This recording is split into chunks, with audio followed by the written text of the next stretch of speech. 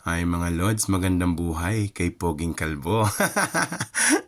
Yan yung time na magkikita kami ni paring Jed. Ayan, walang tulog, pupungas-pungas pa nga siya dyan. Diyan nga ako nagsimulang magkasakit kasi gumala ng walang tulog.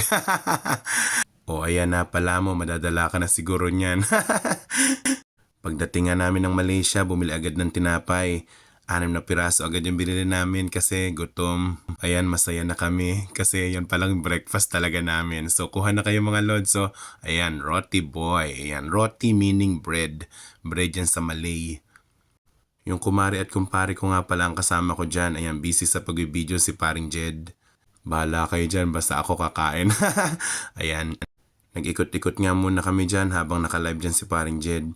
So, handyan kami sa 164th floor. Kaya kita nyo, ang liliit ng tao. Joke lang, 4th floor lang yan. Sa isang mall yan, dito sa Johor Bahru, Malaysia. Tumingin ako sa baba. Ayan, nag-video-video. Ayan, si Kalbong Pogi, medyo nagpapakyut. Ang taba mo. So, ayan niya, ikot-ikot lang mata. Ayan. Ang dalawa na gayon nag-i-inquire kasi balak magpagupit ni paring Jed. Ako naman wala namang gugupitan sa akin kaya hindi na ako nag-inquire.